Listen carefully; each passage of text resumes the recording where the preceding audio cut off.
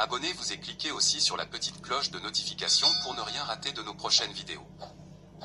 N'oubliez pas de partager aussi la vidéo et de la liker.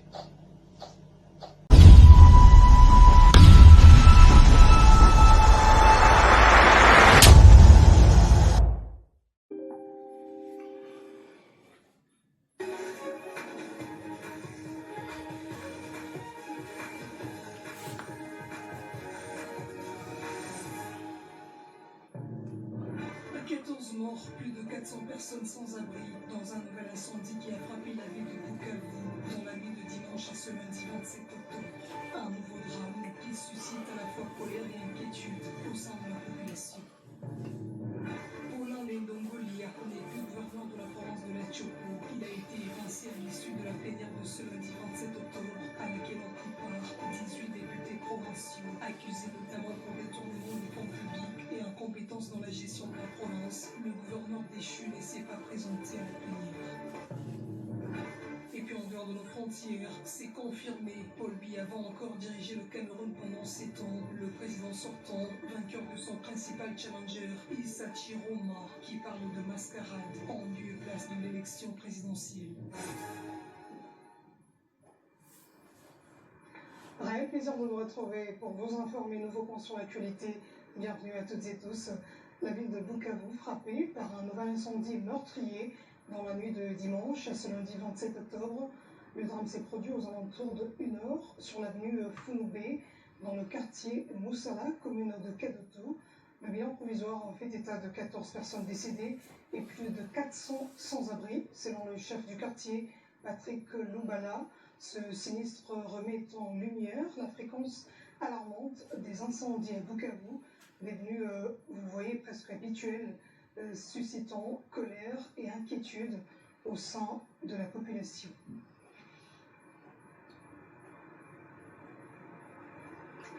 Ils n'ont pas attendu le report de la plénière pour l'éjecter à la tête de la Chopo. 18 députés provinciaux présents à la plénière de ce lundi à l'Assemblée provinciale ont voté pour la déchéance du gouverneur Paulin Lendongolia, qui ne s'est d'ailleurs pas présenté.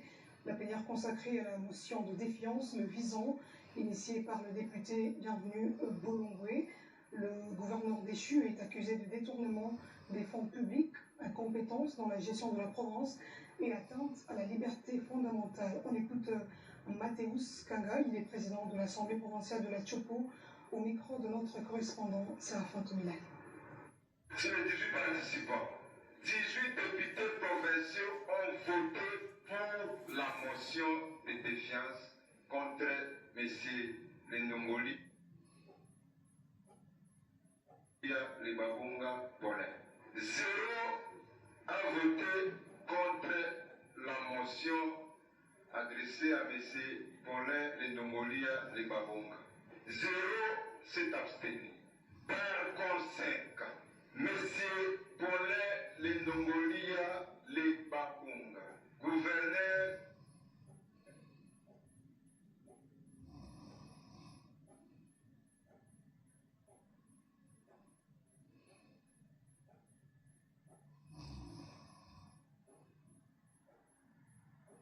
des provinces, a daté de ces jours. Il est déchu de ses fonctions de gouverneur des provinces et il est réputé démissionnaire en conformité avec l'article 42 de la loi sur la libre administration des provinces, à l'alinéa 3 qui stipule, lorsqu'une motion de défiance contre le gouverneur est adoptée, le gouvernement provincial est aussi réputé démissionnaire. Mais en attendant, le vice-gouverneur devra expédier les affaires courantes. Il est enjoint à M. le gouverneur de province, en conformité avec la Constitution et la loi sur l'administration de province, ainsi que les règlements intérieurs de l'Assemblée provinciale, de déposer sa démission, à adresser au chef de l'État qui veut la stabilité des institutions, mais sans promouvoir la stabilité des hommes, dans les 24 heures suivant ces votes. Paulin Lendongolia avait pourtant indiqué dans une correspondance adressée au président de l'Assemblée provinciale qu'il n'était pas officiellement invité à la plénière de ce jour et sollicité pour ce faire un report de la plénière et ce avant que les élus provinciaux ne scellent son sort. Le désormais ex-gouverneur de la province de la Tchopo a donc 48 heures pour démissionner. En attendant, c'est le vice-gouverneur qui va expédier les affaires courantes.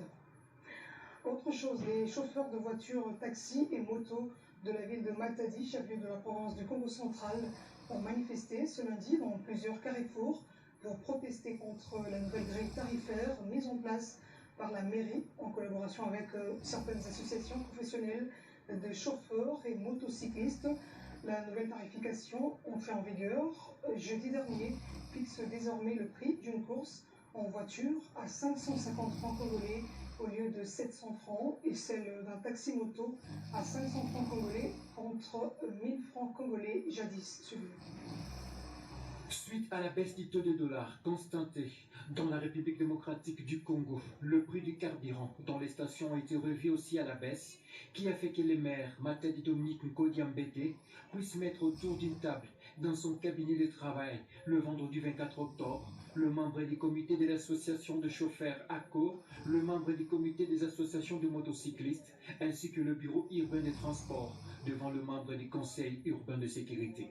Le compromis a été trouvé de revoir à la baisse le prix d'une course de taxi à 550 francs sans toucher le prix de la moto qui est déjà à 500 francs. L'objectif que le maire de Matadi avait effectué une ville pour le maintien de l'ordre public et décourager les ennemis de la République qui voulaient paralyser la ville en empêchant le volontaire qui voulait exercer leur métier d'aider le piéton.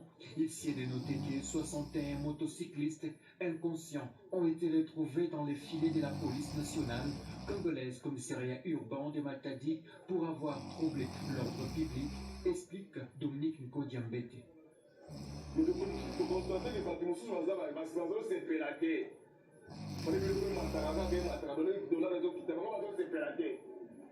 bato baza bapatriote te balingi mboka oyo te siki baza bato ya M23 ce sont des rebelles. Comment population nyonso ya Congo ezosepela biloko ezokuta bango baboyi etosali na bango baréunion topesi conseil balingi koyoka te prix ya moto tochange na biso ya moto tosali 100 francs toujours na course taxi neti tewuti na 500 ti na 550 bana moto balati na bolikambo na bango te soki nani natindi bango balingi basala trouble na vie. Et depuis, on ne se laisse pas faire la bloc à Bouzo Bandengewala. L'État reste l'État, pas besoin d'intérêt, il y a peuple, ceux qui viennent tout le monde.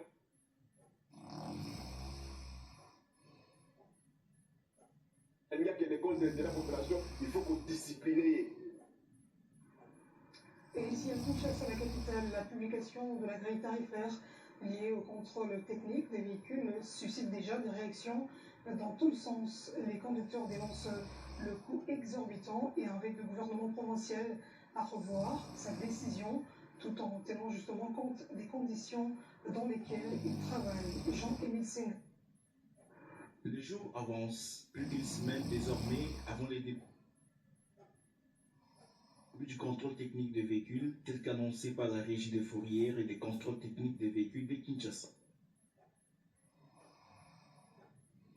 Mais les conducteurs des automobiles traînent le pas. 50 $ pour le contrôle, plus 4 $ de TVA, ainsi que 14 000 francs congolais de frais bancaires. C'est trop demandé selon les motocyclistes. Même plainte pour le petit véhicule qui doivent à leur tour payer 60 $ de contrôle, plus 5,28 $ de TVA et les 14 000 francs congolais de frais bancaires. Le contrôle technique en soi n'est pas mauvais. Le plus important, c'est de revoir la grille tarifaire fixée afin de nous faciliter en baissant les prix. Dans les cas contraires, nous serons pénalisés. Que l'État congolais ait quand même pitié de nous. Qu'ils finissent d'abord l'entretien de route. Une fois que les travaux seront terminés, il n'y aura plus d'excuses, encore moins de raisons à évoquer de notre part. Payer des telles sommes à l'approche des festivités de fin d'année paraît anormal pour certains conducteurs dangereux. Nous sommes déjà à la fin de l'année. Généralement, le contrôle technique des véhicules et l'autorisation des transports ne sont pas pris en compte. Malheureusement, ce 3 novembre, le contrôle devra débuter. Pourquoi ne pas attendre l'année prochaine?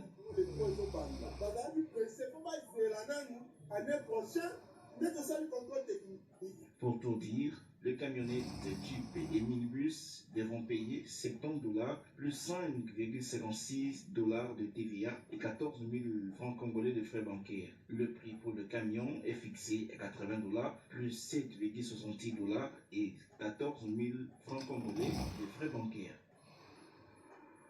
On va prendre la direction de la ville de Bujimaï, chef-lieu du Kasaï oriental, pour parler de l'ouverture de l'atelier de mobilisation des parties prenantes dans la mise en œuvre du projet d'apprentissage et d'autonomisation des filles, et ainsi que le projet d'amélioration de la qualité de l'enseignement primaire. Ces assises vont durer 48 heures. Correspondance de Victor Chilumba. L'atelier de mobilisation des parties prenantes dans le cadre de la mise en œuvre de projets d'apprentissage et d'autonomisation des filles, PAF, et projet d'amélioration de la qualité d'enseignement primaire, PEQIP, a été lancé ce lundi 27 octobre 2025 dans la salle Marie-Agnès Mpokolo Moyo. Cette activité vise à assurer la participation active de tous les acteurs concernés dans la conception, la mise en œuvre et le suivi de ces projets. Rosely Parami, expert environnementaliste national du PEQIP. On était là dans le cadre de la mobilisation des parties prenantes. C'était pour réunir toutes les parties prenantes de ces deux projets, PAF et PEQIP, et recueillir les préoccupations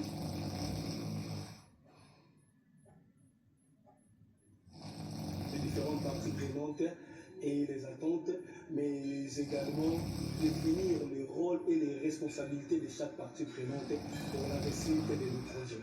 Certainement, ils ont un grand rôle à jouer dans la mise en œuvre de ce projet, pour la réussite du projet. Ils ont un grand rôle à jouer, raison pour laquelle on devait revenir les différentes parties prenantes, échanger sur les activités du projet et les engagements du gouvernement congolais du point de vue environnemental et social et sur les questions d'énergie. Il a par ailleurs donné les objectifs du projet PEQIP dans la ville de Bujimaï, chef-lieu du Kasaï oriental. Le projet PEQIP, c'est un projet d'amélioration de la qualité de l'enseignement primaire. En termes d'objectifs, c'est élargir l'accès à des apprentissages améliorés, renforcer la qualité des pratiques pédagogiques dans l'enseignement primaire. Selon Jimaouya, expert environnementaliste du PAF, a donné l'objectif de ce deuxième projet financé par la Banque mondiale. Ces projets ont des grands objectifs. Le premier objectif, c'est améliorer l'accès sûr et équitable à l'éducation, et en particulier pour les filles. Et le deuxième objectif, c'est améliorer les conditions d'enseignement et d'apprentissage dans les écoles secondaires. Les résultats entendus pour ces projets, le projet va construire 260 écoles secondaires publiques. Et les projets vont aussi faciliter le recrutement de 5 000 nouvelles enseignantes. Et on va installer 1 000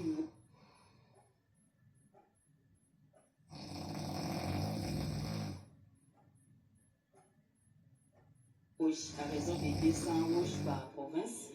Et puis,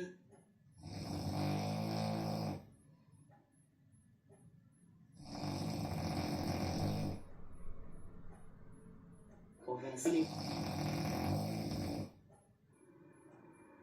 L'actualité sur le continent avant de finir. Élection présidentielle au Cameroun. Le Conseil constitutionnel vient de confirmer ce lundi la victoire de Paul Biya avec 53,66% de suffrage contre 35,19% principal challenger Issa Chiroma. Des résultats contestés par ce dernier qui parle d'ailleurs de mascarade en lieu et place de l'élection présidentielle.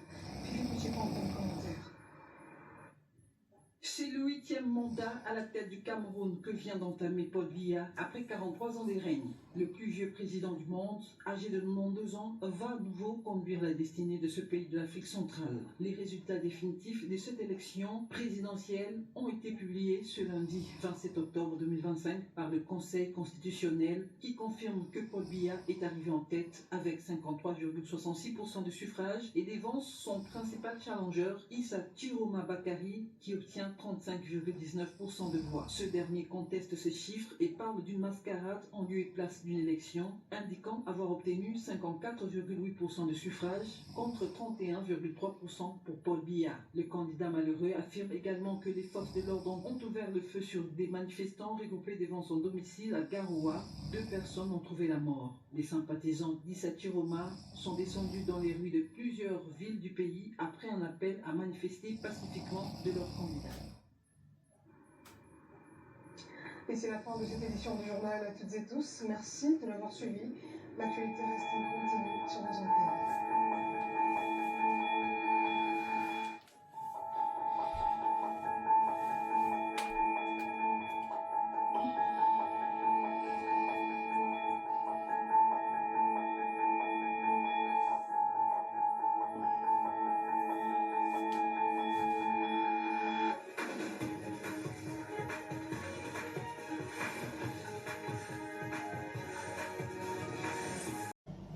Abonnez-vous et cliquez aussi sur la petite cloche de notification pour ne rien rater de nos prochaines vidéos. N'oubliez pas de partager aussi la vidéo et de la liker.